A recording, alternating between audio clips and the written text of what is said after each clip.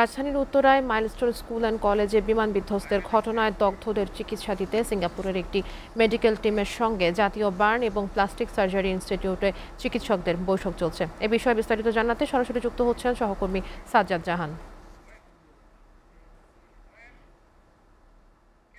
সাজ্জাদ, চিকিৎসকদের বৈঠকের সর্বশেষ খবর আমাদেরকে জানাবেন।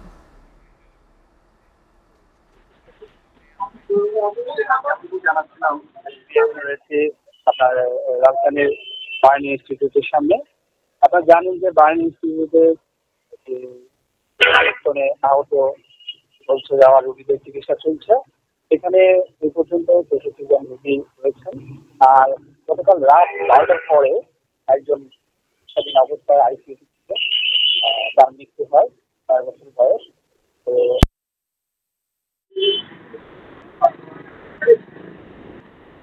চিকিৎসার সর্বশেষ অবস্থা আমরা এখনো আনুষ্ঠানিকভাবে জানতে পারিনি, কারণ হচ্ছে এখনো কোনো ব্রিফিং আমাদেরকে অবগত করা হয়নি। তবে বেলা ৩টা নাগাদ একটি ব্রিফিং অনুষ্ঠিত হবে, সেখানে রোগীদের সর্বশেষ অবস্থা আমাদেরকে অবগত করা হবে। সেই সাথে বলে রাখি আপনাদের যে ৬৪ জন রোগী ভর্তি রয়েছেন আহত। এর মধ্যে আমরা যেটা জানতে পেরেছি ২০ জনের মতো তাদের অবস্থা বেশি না। আর এছাড়া অধিকাংশ রোগী চিকিৎসা চলছে। আপনাকে আরেকটু বলে রাখি যে সিঙ্গাপুর থেকে একটি প্রতিনিধি দল উন্নত চিকিৎসা প্রদানের লক্ষ্যে এসেছেন।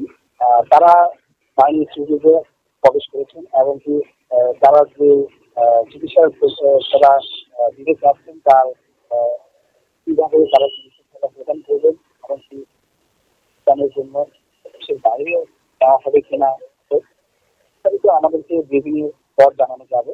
সেই লোকেরা আমরা বিভিন্ন পর আমরা জানতে পারবো কি অবস্থা রোগীদের সর্বশেষ অবস্থা। সেই সাথে আমি আরেকটু বলতে চাই যে এই যে যারা আহত হয়েছেন, যারা সংকটাপন্ন কাটাচ্ছেন, তাদেরকে সরকারি পক্ষ থেকে উন্নত চিকিৎসা প্রদানের বাহিনী সবচেয়ে অবস্থান রয়েছে যাতে কোনো ধরনের অপ্রীতিকর কোনো ঘটনা না হয়। সেনাবাহিনী, পুলিশ, রেড সহ বিভিন্ন সেখানে। তো আমি এই ছিল আমার কাছে বার্ন ইনস্টিটিউটের থেকে সর্বশেষ।